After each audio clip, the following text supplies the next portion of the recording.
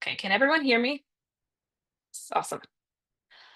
All right, cool. So welcome and thank you for joining the event, Navigating Mandatory Climate Reporting in 2025. It's really great to see so many people joining for today. Before we get started, I want to quickly introduce myself and our speaker, Katherine Markova. So my name is Ruth Peltz. I'm a Terra Do alumni. I was part of the Dingoes cohort back in 2023, and it was such a great experience that I've decided to become an ambassador for this community. I'm a sustainability and customer success professional with over a decade of experience in global tech, CPG, and climate tech. And most recently, I worked for Regrow and led sustainability programs where I partnered with agribusinesses and food companies to implement regenerative agriculture programs. Super excited to be here with Katherine today. So Katherine heads up partnerships at Climate Interactive, a climate modeling and education nonprofit. She pivoted into climate work following a 20-year career in accounting and reporting with KPMG, during which she advised many of the world's largest companies. Katherine's main areas of expertise are corporate sustainability and transparency. In her most recent role with 3 Degrees Group Inc., Katherine supported corporate clients with greenhouse gas emissions measurement, climate target setting, climate risk management, and sustainability reporting. Welcome, Katherine. Excited to be here with you today. Thank you very much, Ruth. Thank you for this introduction. And thanks to everyone for being here today. We have about 25, 30 minutes of content, and then I'd like to open this up for questions. I think that's where the most value is in having a dialogue. So please keep dropping them in the chat. We'll address them towards the end of the session. All right, so the title very quick, yeah, Katherine, sure. Just one thing. Can you please put it, I love the chat for discussions, but if you put the questions, it's easier to actually upload the questions in the Q&A. So if you don't mind putting the questions in the Q&A box, and then we'll address them at the end. Sorry, Katherine, you go now. Thank you. Good point. Yes. Thank you. Thank you for keeping us on track here. All right, so the title of this session is Navigating Mandatory Climate Reporting in 2025. And I first taught this sprint last year, and a couple of weekends ago, as I was updating the slides, I just realized just how much has changed in the last year. We have new rules coming out. We have rules that are disappearing, like the US Securities and Exchange. By the way, this is going to be really, really acronym heavy, so please get your acronym bingo card out. So there was a proposal, there was in fact a law in the US that would have required public companies to report their climate risks and their emissions, etc. And that rule, unfortunately, was repealed, withdrawn. But then other countries around the world are not standing still. I'll show you a map of what the status is of the introduction of these different rules. And again, every time I look at the slide, I have to update the map because more countries are coming up with these rules. So it's really a dynamic field, and so there's a lot happening in this space. So that's why we've developed this class or this sprint. So this is our agenda for today. So we'll talk about the current state of affairs, like where are we as of today, June 2025, what's happening out there. Then we'll look at why is it that companies actually report? So I'll talk about the evolution of corporate climate reporting. We're moving away from voluntary towards mandatory reporting. But like even before we do that, why are companies reporting right now? What are the drivers and the triggers? Then we'll look at what's on the horizon, what's coming in the next year, in the next 2 years, 3 years. What are the developments that we can expect? Then a very, very brief alphabet soup update. So as I said, this field is very acronym heavy: TCFD, ISSB, SDS, CSRD, IFRS. So we'll just see, like, again, what's happening in that field. There's a lot of not standardization, but harmonization that's happening around the world globally. So I'll give you a quick update on that. Then look at what does it actually mean for you, whichever field you might be coming from, be it finance or sustainability or supply chain or investor relations or communications. What does it actually mean for professionals in those fields? And then just quick overview of the sprint itself and what you can expect. All right, current state of affairs. So before 2025, about 99% of corporate climate reporting was completely voluntary. So with the exception of about, I think 11, maybe 12,000 public companies within the EU that were subject to, hopefully you have that acronym bingo card in front of you, NFRD, which is the financial reporting directive in the EU. So apart from those largest public companies, financial institutions in the EU, apart from that set, pretty much every sustainability report that you used to see, like Coca-Cola, Hyundai, Microsoft, Mars, sorry, click too fast. So all of these reports were produced on a completely voluntary basis. And we'll look at some of the drivers as to why companies are reporting, why the scope of this reporting has been increasing. So some of these reports now, you look at them and they're like 100 pages long. But that's, as we'll see, is about to change, right? As I said, we're moving from largely voluntary to largely mandatory. One of the standards that is requiring companies to do that on a mandatory basis is the IFRS Foundation that's developed the sustainability disclosure standards. Last time I checked, about 30 jurisdictions have now either implemented or in the process of implementing those rules, representing almost half of global GDP, right? So this is a fundamental shift. But before we even go there, so right now, why are actually companies reporting? And this is actually, some of these insights are really practical in terms of this is what I observed when I worked in the industry. By far, the largest driver of corporations reporting on climate, and when I say climate, this is also wider sustainability. So everything I say in connection with climate also applies to the wider sort of sustainability field, ESG, so your environmental, your governance, and social disclosures. The biggest driver is investor reporting. So you can think about somebody like BlackRock or Vanguard, some of the largest asset owners in the world, pension funds, asset managers, asset owners, asset managers, etc. So largest investors. As soon as BlackRock says, I will be reporting on my, say, emissions, greenhouse gas emissions, then that starts a cascading effect of all the largest companies in their portfolio also having to disclose that data to BlackRock. And then they consolidate and then disclose this data out to the world. Now, what happens then when their portfolio company has to report? They're then asking their largest subsidiaries and suppliers and their supply chain for their emissions, right? So it starts this sort of cascading effect. So investor pressure is alive and well, regardless of regulation, it's happening, right? We see this all over the world.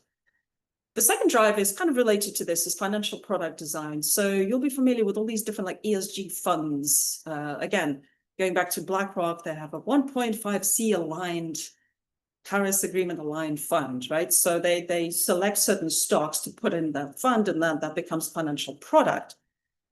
Again, they need to know the underlying data in order to be able to make that assessment as to which stocks belong in that fund, right? Particularly, there's a lot of rigor right now in the EU around what you can and cannot call a particular fund, depending on what's actually in the composition of the fund, right? So that's happening. And then data aggregation. So again, there's a whole industry out there of companies buying this data, aggregating it, compiling reports and thought leadership and selling that data to nonprofits, to the likes of BlackRock again. So data aggregation is a really, really big industry. And so that's why we see this proliferation of different questionnaires and platforms. The second one is business customers. This is, again, a big one. So I mentioned this cascading effect. This is kind of the product of that cascading effect.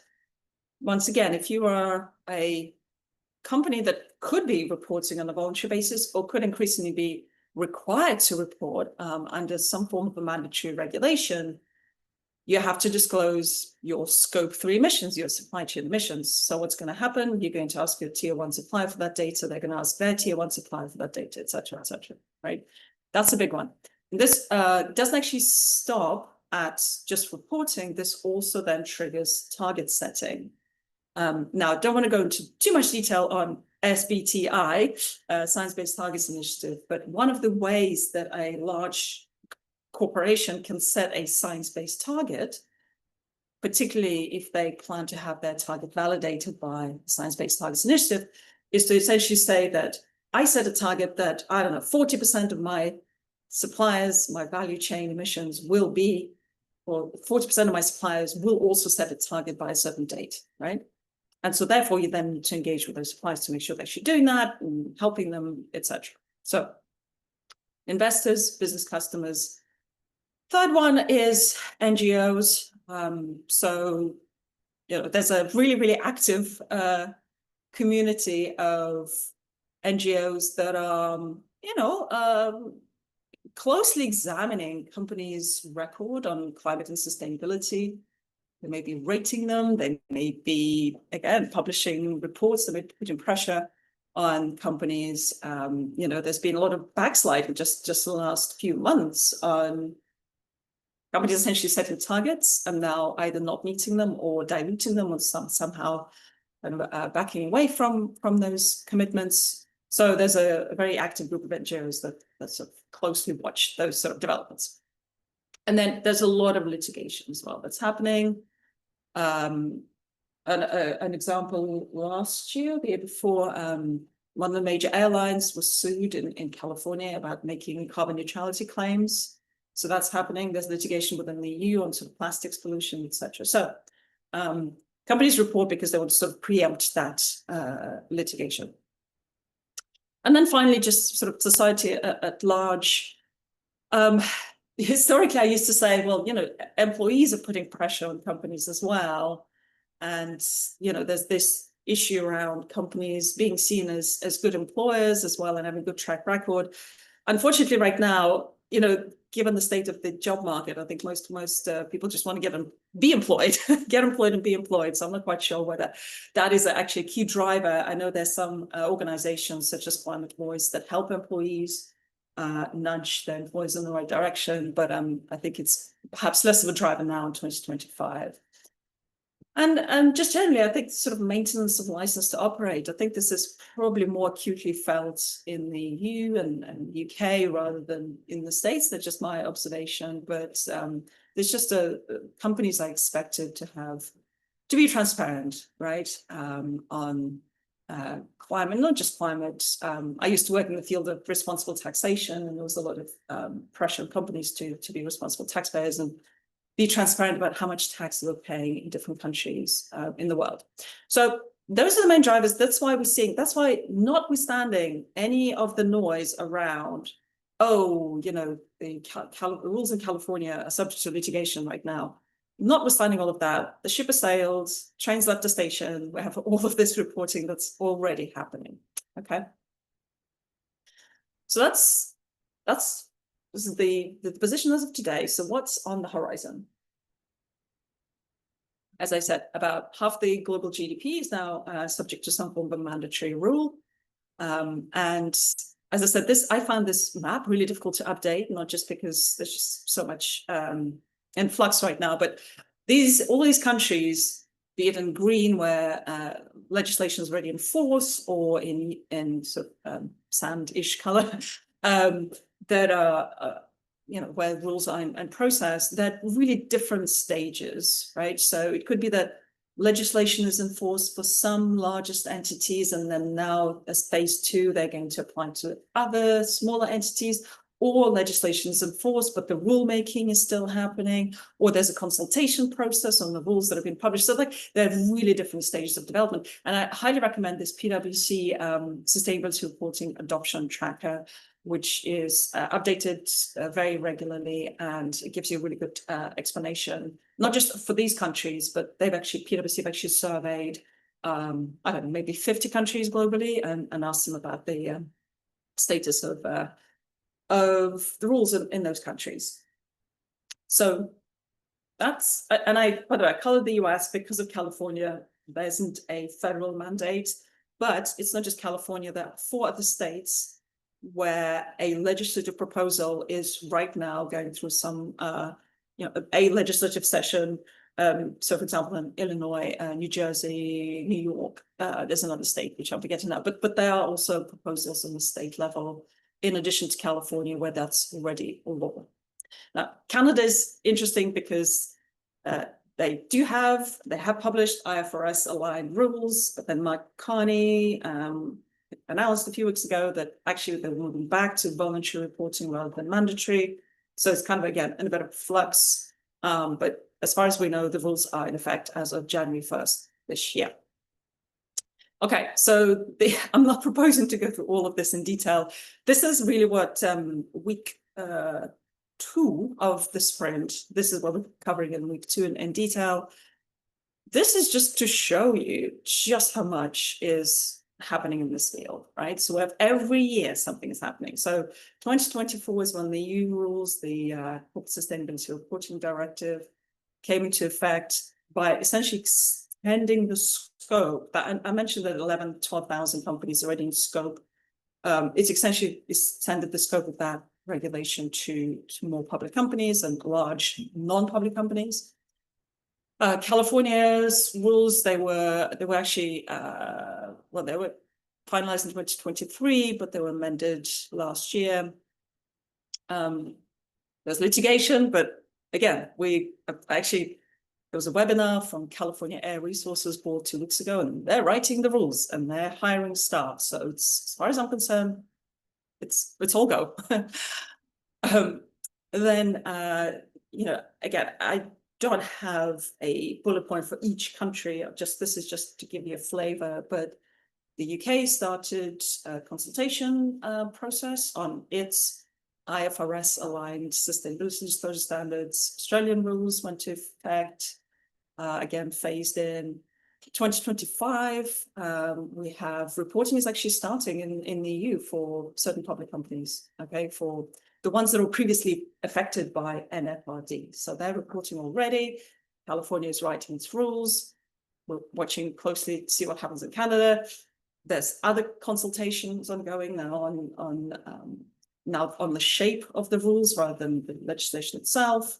Japan, somebody this morning, David Carlin, who, if you're not following him and you're interested in this topic, I would highly, highly recommend. He used to work at the UN. But this morning, he issued, as part of his weekly newsletter, compared side by side UK, Japan, and Canada rules on kind of how they've aligned their legislation with the core standard IFRS rules. So really helpful explainer there. In 2026, more companies will start reporting in the EU.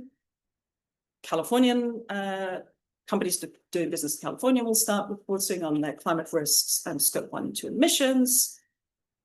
More companies brought within the scope in 2027 and 2028. Okay. Now there's a proposal within the EU that would significantly reduce the scope of EU reporting. You may have heard of this omnibus piece of legislation that is actually going to impact on 3 separate directives. But again, it's a proposal right now. It still needs to be voted on by EU Parliament and the Council. So again, as far as we're concerned, it's all go. Okay, so a quick update.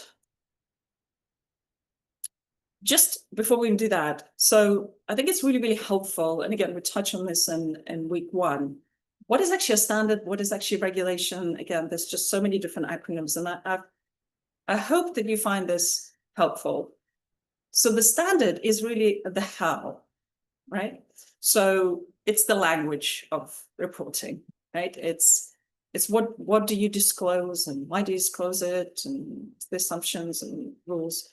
Regulation is what's really requiring you to do that, the why, right? That's actually the piece of legislation that says you have to report, and by the way, you have to use this standard. So the easiest way to describe it is, let's take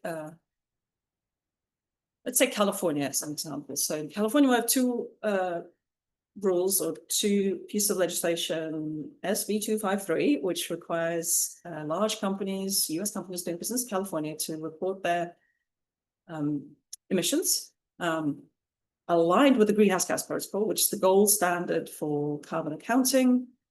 and then SB 261 that requires companies to disclose climate risks.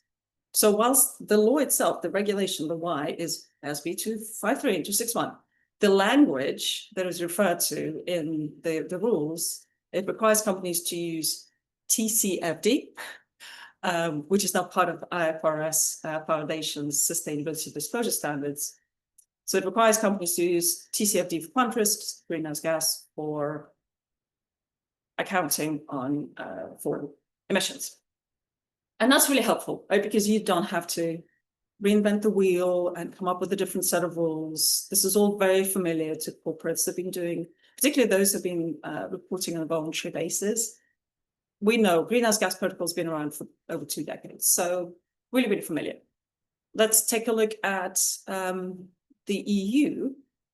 Now, in the EU CSRD, the Corporate Sustainability Disclosure Directive, the CSRD is the regulation, which, and the important thing to understand about a directive within the EU is that it sets a standard that every single EU country has to transcribe into domestic legislation.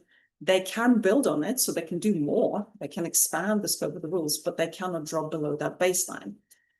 Now, again, the EU decided, why do we need to reinvent the wheel? So once again, if a company is reporting their climate risks, it's the TCFD framework they're using. If they're disclosing their greenhouse gas emissions, greenhouse gas protocol, and then they also developed their own language for essentially everything else. So, and the directive, the scope of it is really, really broad. It's not just limited to climate, right? So IFRS is the kind of the language of the directive. It's a body which is called IFRS that's written it, but yeah, so that's a new standard. So that's the EU, and then the rest of the world. What's happening in the rest of the world? And this is just some examples: UK, Australia, Kenya, Nigeria, and Brazil, and Japan, and I can go on and on and on. Essentially, what they decided to do is use the IFRS Sustainability Disclosure Standards as their baseline. And I mentioned David Carlin very helpfully said, well, that they're all based on the same standard, but this is how Canadian rules are different to UK, different to Japan. So that data exists out there if you're interested. So it seems like we have like three really, well, I would say probably 2 to 3 views of this world. So we have very stringent rules in the EU that use their own standard, ESRS, whilst borrowing from others. And it uses double materiality. So it's the reason why it's so much broader is because it's not only asking companies to report on how does climate change actually impact on you and your operating model and your business, but also how are you, the company, is impacting on the world, right? So it's double materiality assessment, as opposed to in the rest of the world, US, UK, etc. There's a single materiality. This is what the IFRS Sustainability Disclosure requires companies to do, is to say, how is climate change impacting on your business model? And not just climate change, other external events, sustainability related, so, labor force related risks, for example. So hopefully that's helpful. So again, so week 1, we'll look at the standards, and then week 2, we'll pivot to regulations and trying to kind of, there's a hopefully helpful assignment on, well, actually, let me go to the next slide and I'll show you. This is actually the actual assignment. Whilst we have consolidated some of these standards, as you can see, it's actually very, very streamlined now, right? We have greenhouse gas protocol, we have the IFRS standards, we have ESRS in Europe, but that's about it. So we've pretty much consolidated everything to the IFRS standard. The problem is that, as I mentioned, with Canada, UK, and Japan, every country is now implementing these rules slightly differently. So we've consolidated the standards, but we're diverging on regulation. So that's unhelpful. But that's why we have this sprint. So this is an actual example that, probably exists. So you may well have a large public company in the US that headquartered in the US that may be subject to disclosure rules in California under SB 253 and 261. So they're doing that. And they may well have 3 subsidiaries. Let's assume they're large subsidiaries. The UK subsidiary will be within the scope of the UK rules and will be applying the UK version of IFRS sustainability standards. Then let's say it has a French subsidiary and it's also large. It'll be applying ESRS and those disclosure standards according to the local domestic legislation. And then say there's another subsidiary in Australia. Australia has just implemented its own rules, also aligned with the IFRS framework, but slightly different to the UK. So in this situation, you may only have four countries, and yet you basically having to comply with 4 different sets of regulations. Now, there's a lot of through line, there's a lot of commonalities there, there's a lot of overlap. And so one of the strategic decisions that companies are having to make is, like, do I report, do I consolidate all the data and I do this centrally from the US to make sure that it's all consistent? Do I allow my subsidiaries in those countries to essentially report according to their own legislation, and more sort of a delegated model of operating? Is it all centralized, decentralized? And how do we make sure that we are not reinventing the wheel and essentially gathering data in the most efficient manner, and using best practices across all subsidiaries? So one of the assignments in the sprint is you're presented with a similar group structure, and then you have to essentially determine which jurisdiction or jurisdictions that particular company is subject to these rules in. So where do they have to comply with different regulations? Okay, so just to sum up, over the years, we've consolidated all the different standards. Like there was, gosh, there were so many: Value Reporting Foundation and SASB and all these different acronyms that I don't even want to go into, but we've very helpfully consolidated them, and the IFRS sustainability disclosure standards, which you may actually, a lot of people call them ISSB. That's not correct. The proper, if we're talking about proper terminology, it's the IFRS Foundation Sustainability Disclosure Standards. We have one global standard now with some differences, particularly within the EU. The problem is that every country is now implementing these rules domestically, and they're tweaking them ever so slightly. But even with that ever so slightly tweaking those rules, you still have to understand how is that different, the scoping and the rules and the exceptions and penalties and audit requirements. This is where we're seeing the biggest differences between this sort of domestic implementation. Okay. All right. So I've been talking about the why, but what is it actually companies, what are they having to report? So most of these standards, the way they're structured is they would have general requirements. Once again, they would say, okay, this is the materiality lens that you adopt when you're deciding what to report. This is what I want you to say about just the general governance within the company, right? So there's kind of general requirements that apply across the board. And then typically what you see is, as I mentioned, there's greenhouse gas accounting, so carbon accounting in accordance with the Greenhouse Gas Protocol. There's climate-related requirements as well, so climate risks, and last one is risk management as well. And then within, as I said, within the EU, I mean, there's just thousands and thousands of data points. ESRS is really extensive. Climate is only just one of these standards. There's so many more there: supply chain, and biodiversity, and nature, and water, etc. So that's it. What's helpful, though, is that as far as climate risks are concerned, the TCFD framework, which was introduced after the financial crisis, the history of it is really interesting, actually. So the G7, and I think it was board, it was G20 leaders came together, and after the financial crisis, and I've really thought hard about what can cause the next one. It was the subprime mortgage and the financial industry innovation, quote unquote, that caused the first financial crisis, or 2009 financial crisis, 2008.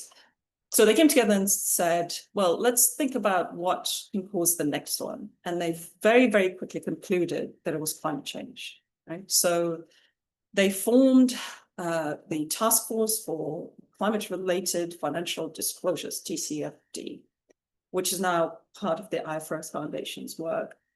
And so as far as, the Greenhouse Gas Protocol has been the gold standard for emissions reporting, the TCFD has now become the gold standard for risks, climate risks.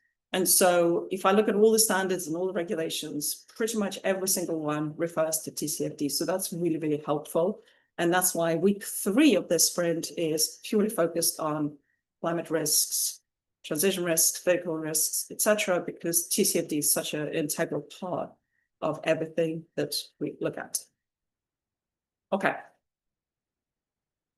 What does it mean for you? So compliance will take a village, right?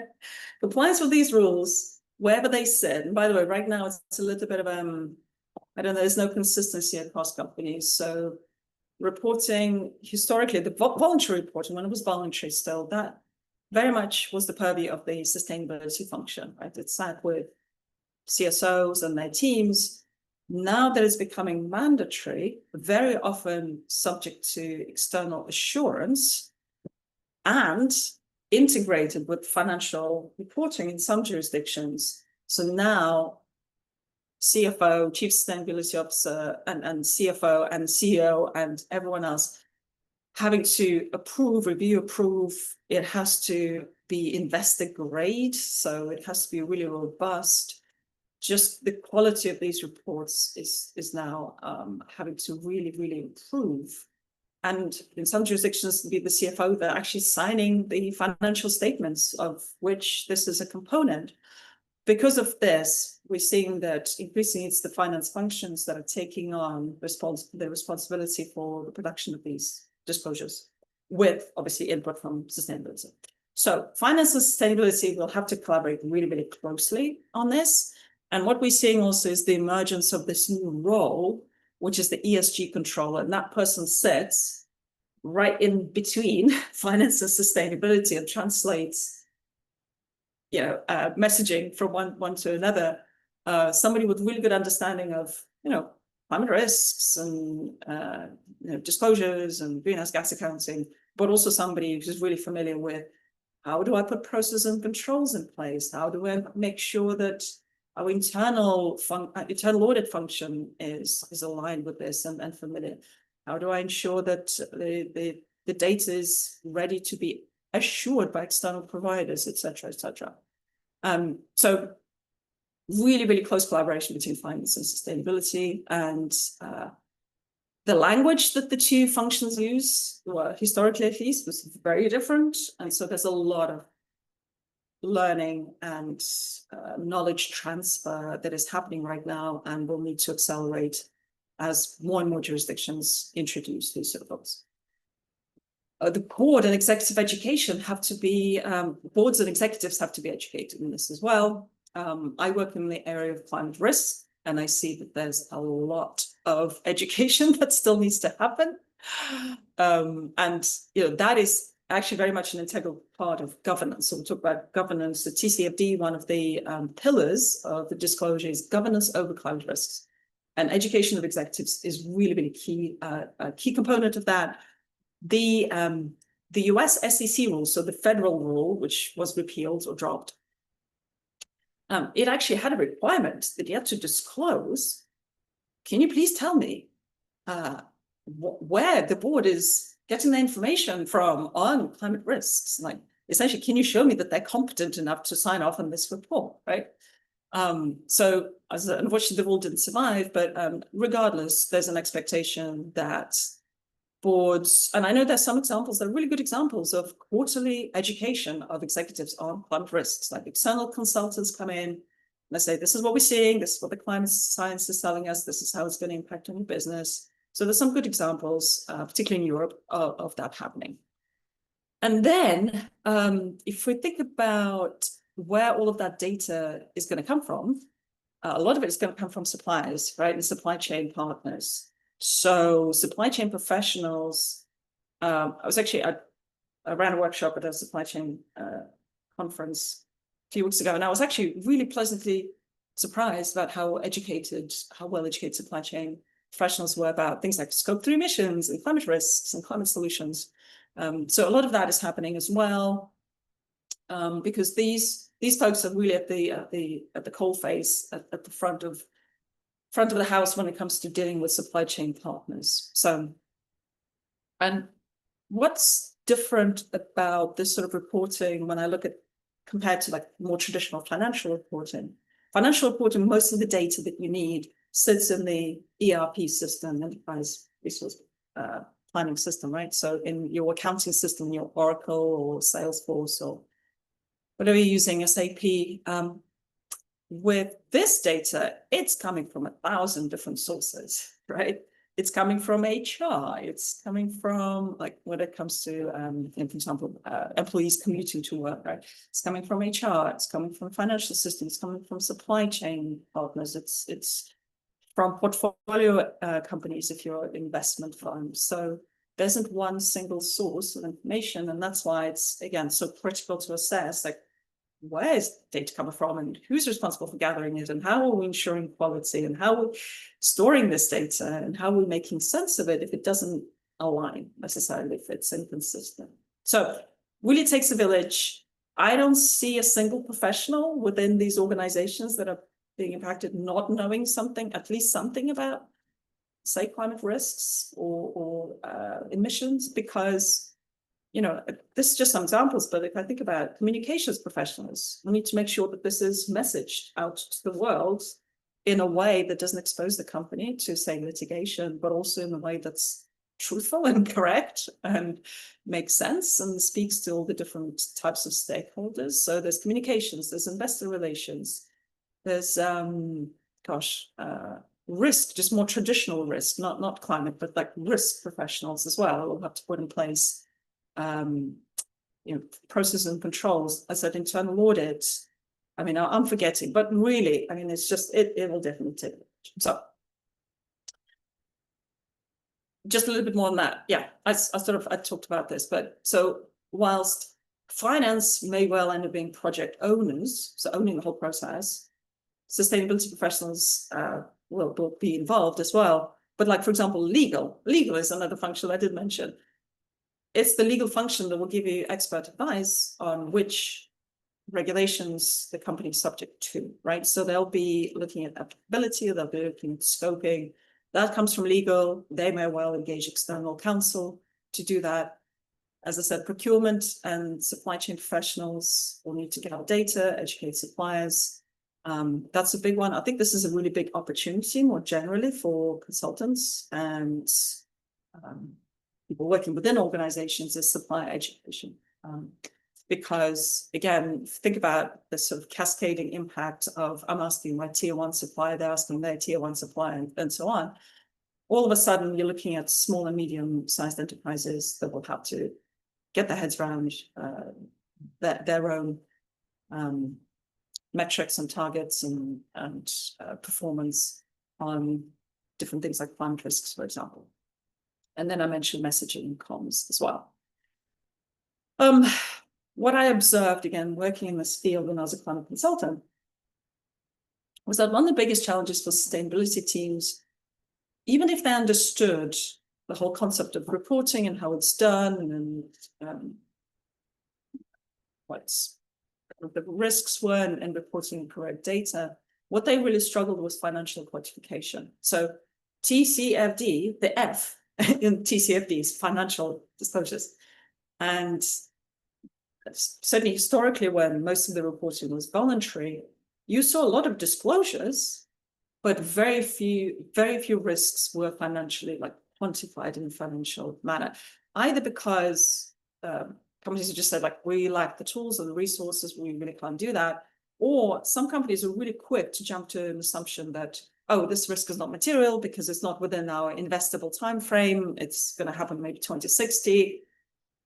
Not a concern to me because I'm reporting on Q2 2025, right?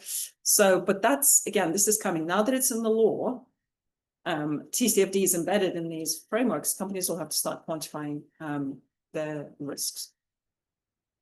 Okay, so in terms of, this is probably our last substantive slide. So what are the decisions that will need to happen or need to be made? First of all, the approach, as I said, like centralized, decentralized, who's going to be in that working group, outsourced, insourced, who needs to be trained up, who's doing the training, etc. Systems, of course, right? I don't see any of these reports now that they are subject to assurance. I don't see anyone being able to do this on a spreadsheet. Most of the data will need to be digitally tagged using IXBRL or XBRL format so that it's easy to read, machine read those data. So it'll have to be done using software. So there's the whole work stream of choosing which software package is right for you. And then, again, external education of, working with investors, for example, to say, well, I'm doing this, and this is the data I'm gathering, and are you okay with that? And can you support us, and etc. So there's the external stakeholder liaising, working with external stakeholders. That's also a work stream. Liaison was the word I was looking for. All right, so this 4-week sprint, week 1 is scene setting. So a little bit more of what we heard today and starting to look at some of the standards. Week 2 is really a deep dive into standards and regulations. Week 3 is TCFD recommendations. I still use TCFD, and those now part of the IFRS Foundation, but the framework itself is alive and well. And then week 4, we look at integrating reporting and how do you actually bring that data together and make sure that it's consistent and robust. So that is all I had for today. Thank you. Really happy to answer any questions that you have. Thank you, Katherine. Sure. I learned a lot already. So we have a few, I think the questions are coming in now, but we have one anonymous question. It's a longer one. I'm going to read it out loud. And if we're missing anything, the person is also free to come off a microphone. While we answer those few questions, feel free to put more questions in the Q&A. Okay, so one question, the first question here is, what do you anticipate being a further driver or scare tactic towards preventing greenwashing or proper GHG IFRS protocol reporting? Many companies seem to be pushed by litigation prevention, but do you see regulatory or governmental entities implementing specific fines, for example, incorrect reporting or carbon tax or other penalties that as these mandatory reports move forward? So in a summary nutshell, how can governments, regulators prevent incorrect reporting or greenwashing once it's mandatory? Yeah, no, it's great question. So there's 2 ways this is being ensured. One is assurance. So most jurisdictions that are implementing the IFRS standards, California rules, definitely rules within the EU, they require, this is coming in sort of, it's a phased approach. So it won't necessarily apply in year 1, but year 2, year 3, you have to get that data assured. And so, you'll have to bring in, again, there's some even rules around sort of firms that have to be qualified to do the assurance, and they have to make sure that there's no conflict of interest, etc. So the assurance will be kind of, I guess, the first line of defense. Second line of defense is penalties. So again, California Air Resources Board said, okay, first year we're gonna go easy on companies. We've recognized this is a lot to comply with in year 1, but year 2 will really impose penalties unless the company is able to demonstrate essentially it's the they've taken all the proper precautions and it's all the best efforts. They made all the best efforts to comply essentially. But beyond year 1, they will be applying penalties, not huge ones, but still. Nobody wants to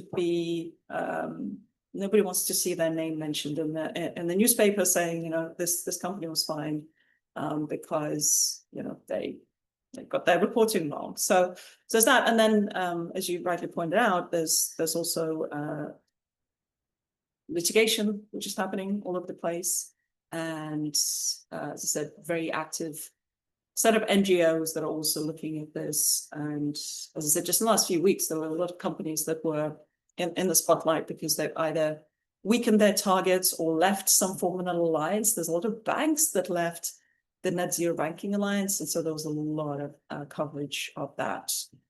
So I think there's, I think pressure is coming from all sorts of folks, and I think also the public is becoming more aware of this, I feel, and able to tell greenwashing as well.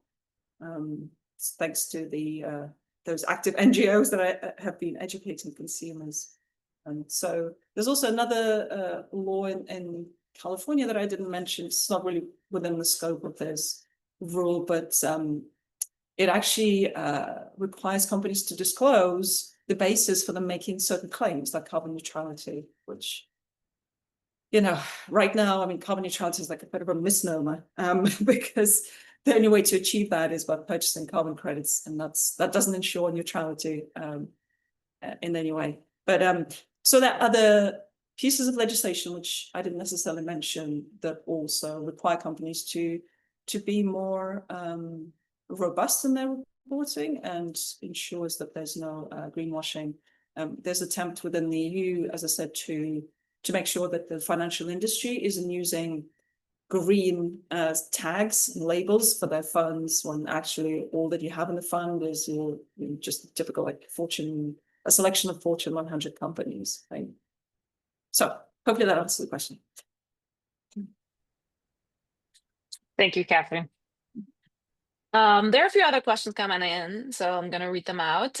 So Thomas would like to know, in your opinion, whether you have any insights on ways to get internal buy-in when there is a green premium for base or necessary materials of a final product or asset. Yeah, not really related to reporting, but good question. And this is where a lot of companies are struggling right now. So even those leaders on sustainability, companies that have really led on this, what they've done is they've implemented really sort of low-hanging fruit of like solutions, internal solutions, replacing light bulbs and buying renewable energy where it's maybe cheaper and ensures resilience. And they've done all of this, replace maybe their fleets with electric vehicles. So where you're able to demonstrate very clearly positive return on investment. Now we're entering the second stage where, okay, well, the other stuff that we can do, right? Working with our supply chain partners, procuring more sustainable, raw materials. As you're saying, it comes with a premium. And so this is why we're actually seeing a lot of companies get stuck, right? And internal buying is definitely one of those. I think there's a slight difference here between consumer goods companies and B2B companies. Although I must say B2B in some cases, you can also do that. But consumer goods companies, what they can do is they can essentially monetize that product that is more expensive, pass that premium on to their consumer, right? Patagonia is a good example, right? People go to Patagonia because they know all their products being sustainably sourced, and so they're happy to pay a premium. So that's one way that I'm seeing companies do that. Same with, if I look at B2B and B2B space, for example, Google building its, or Salesforce building their sort of carbon neutral cloud, right? Once again, you're charging a premium to a consumer because that enables them to make a claim in their own reporting. So I acknowledge this is a really difficult area, and it really takes a really good sustainability professional who has the buy-in of a CFO and CFO. It's actually always interesting to see where a CSO within the organization, who they report to. If they're reporting to like CRO, so Chief Risk Officer, that means that the organization thinks that sustainability is all about risk management. If they're reporting maybe to Chief Legal Officer, and they think, oh, it's all about making sure that we comply with all regulations. But the CSO reports directly to CEO. That is really helpful from the perspective of reaching decision makers and being able to make a compelling business case. But yeah, acknowledge that this isn't easy. But again, I think here the trick is to leverage.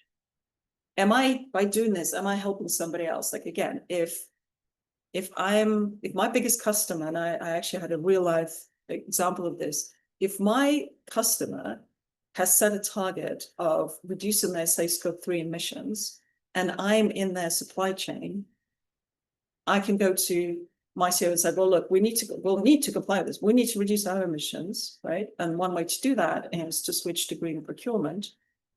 And so that is one way you can do that. So in summary, basically two ways. One is to pass that premium on to your customers if they're under pressure themselves, or to be responsive to your customers because they're having to, for example, they've set a target, and now this is part of their compliance process. So, yeah, but yeah, recognize that it's a challenging topic.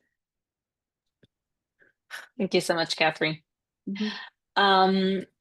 Caroline would like to know, first of all, she says, thank you very much. It was really helpful.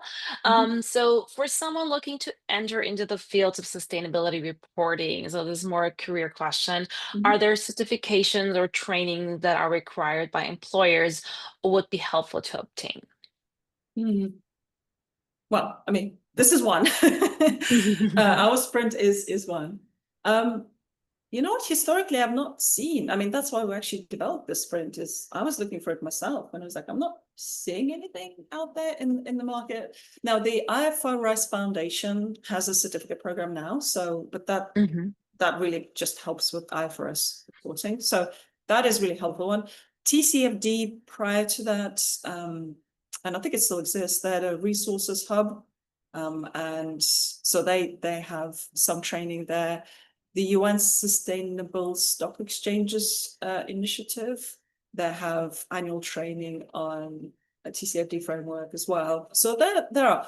Is there something so comprehensive that like it truly trains you to do this as a job on day one? I'm yet to discover it. In fact, if you see it, let me know. But that's exactly why we developed this sprint.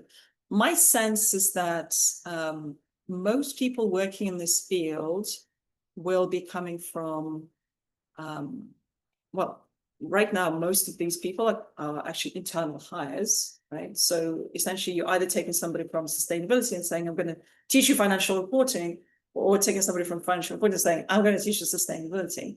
As I said, this emerging role of ESG controller, and there are people are hiring externally for that. My sense is most people coming into this field will be coming from finance. Because I think it's easier for a finance professional to wrap their head around like greenhouse gas accounting and TCFD than to teach sustainability professionals the entire field of financial reporting and auditing, etc. So to sum up, I can't off the top of my head like name the gold standard certification for this. IFRS Foundation has one for its own standards. Plenty of training on TCFD because it's been around for a long time. Greenhouse Gas Protocol, of course, again, they have their own training. There's a sprint on this at Terra. But yeah, I think what you're looking at is probably the most comprehensive that there is right now. But probably won't be for long. Thanks for the question. Yeah, thanks, Catherine. So we have 4 minutes left. There's 4 more questions. Maybe we'll do a quicker response, or maybe Catherine, do you have time to stick around 2 more minutes or so? Yeah, awesome. That's fine. Okay. Yep. All right. There was one analyst question. In your opinion, what implications does the adoption of TCFD have on the future of carbon credits? Will this cause an increase of demand? What do you think about this? I'm not necessarily seeing a connection between the two, because I mean TCFD is around climate risks, and there's one pillar that asks you to report on your metrics and targets. And like, for example, if a target is carbon neutrality, then you have to disclose that you're procuring carbon credits as part of that. But it's really, I mean, all of this is regulation and reporting. It's not really requiring you to change the way you operate, right? So maybe if more companies start actually disclosing what type of carbon credits they're buying, maybe that will put some pressure on the market, downward pressure. I don't think upward pressure. But I think that link is really tenuous. I think there are much greater pressures placed on the voluntary carbon market right now rather than just reporting under TCFD. Let's just put it that way. That's good. Thank you. Sophia would like to know is if this course and regulations are more geared towards people from Europe. For example, I did not see standards and regulations mentioned for Canada. Someone looking for work in Canada, will this information be applicable? Yeah, so no, we do cover, there's a lot of common themes and through lines here. We do cover IFRS Foundation Sustainability Disclosure Standards, which is the basis of Canadian rules. So yeah, we're not going to go into the detail of the minutiae. That's something you can read for yourselves, right? This class is more, Sprint is more about sort of the principles and the best practices and the landscape of it all. But yeah, we cover, so we cover European rules, California rules, and then international, within international, that applies to many, many jurisdictions, about 30 jurisdictions. But we don't go specifically like deep into a particular country's rules. Got it. Perfect. And related to that, there was also a question about the course. What that 4-week course would that 4-week course be redundant for someone who did the TCFD online course already, or would that be an additional information? Yeah, so there's TCFD is only 1 week of 4 weeks. So yes, there's 3 weeks of other reporting, and TCFDs. I personally, it took me almost a year to fully understand TCFD and all of its nuances. So I think a refresher might not be such a bad idea. That's my personal. But yeah, thank you. Yeah, sure. The next question is more related to reporting again. So what it's about software. What softwares are most used for this type of reporting? And is it important for suppliers of carbon credits or other solutions to have a good understanding of the intricacies of these reporting systems? And how can we bridge the gap between those working on climate solutions and companies who are doing climate reporting and might be interested in offsetting their impact? Oh, that's like 3 questions in one, I think. Yes. So let's start with the first one. What's the software? What kind of softwares are used for reporting? So there's like over 100 different packages for greenhouse gas accounting. And so that is a really well-developed field. And there's like Persephones of this world and watersheds. And in fact, there's already like an emerging service line within consulting firms to help clients choose the best software package. For climate risks, that's where things get patchy. So we have really good enterprise software for physical risks. We have some databases for transition risks. This is a little bit more fragmented. In terms of the software that brings everything together and allows you to produce a TCFD aligned or sorry, ISSB aligned report, you have like Salesforce and SAP and IBM and so big software providers. Workiva is another one, which is a big one as well. That's really popular. So yeah, I mean, there's all of this is accessible. I mean, there's an organization in the UK called Verdantics. That's what they do. They produce reports saying the best 10 software packages for X, right? So that sort of data is really discoverable. What was the second question? Oh, I think you're on mute. Thank you. Yeah, the second question was, is it important for suppliers of carbon credits or other solutions to have a good understanding of the intricacies of these reporting systems? I think it's good to have general awareness. Again, I'm not seeing a link between voluntary carbon credit market and reporting, other than some regulations require you to disclose how you're meeting those targets that you've set, like carbon neutrality. But yeah, I'm not seeing this, but I'll continue thinking about this. All right. That makes sense. Let's take one last one. Yes. So let's take this last question. So working with a building products firm who is getting questions from an investor, how embedded is sustainability in their operations? They have no metrics but have completed an EPD. How do I influence the BOD that adhering to the TFCD is the way to go in terms of reporting? They're quite reluctant to even consider this. So a lot of acronyms in here. Yeah, yeah. God, what a question. I don't know. Again, this is not really within the scope of this sprint. It's more commercial question, a business decision that needs to be made. So I'm really struggling. I understand it, but I mean, it goes, I guess the wider question is, how do you make a business case as a chief sustainability officer that you actually have to report, and using TCFD as an example? The challenge is most companies have historically approached this from perspective of compliance. Like, I have to do this. Oh God, I have to do this. But there's some companies that really leverage TCFD to say, actually, no, I do want to understand whether I have risks in the supply chain. And I really want to be prepared for that. And there was one CSO that once said on the panel, which really stuck with me. She said, I'm loving this regulation that's coming in, because for the first time, I can actually say, well, I have to do this, right? I don't have to convince my C-suite that why are we doing this? Why are we sticking our necks out? Like, nobody else is doing this in our industry. So I welcome it, because I really want the board to understand that we have these risks. We have to look at them. We can't just hide. We need to get to the bottom of this and educate our suppliers as well. So I think I'll just leave on that point that, historically, you may have had to make a business case. Some really forward-looking CSOs decided to just do it anyway, notwithstanding any compliance.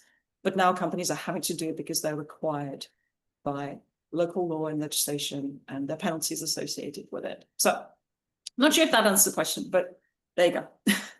Perfect. Well, that's a really good point on ending, I think. Thank you so much, Katherine, and thank you so much to all the audience for being engaged and asking so many questions. I know we're a little over time, but thanks for all the folks who stuck around. Everyone has a great rest of the days, and thanks again, Katherine, Thank you for doing Thanks this very session. much. Thank you. Thank you for Bye-bye. being here. Take care. Thank you. Bye.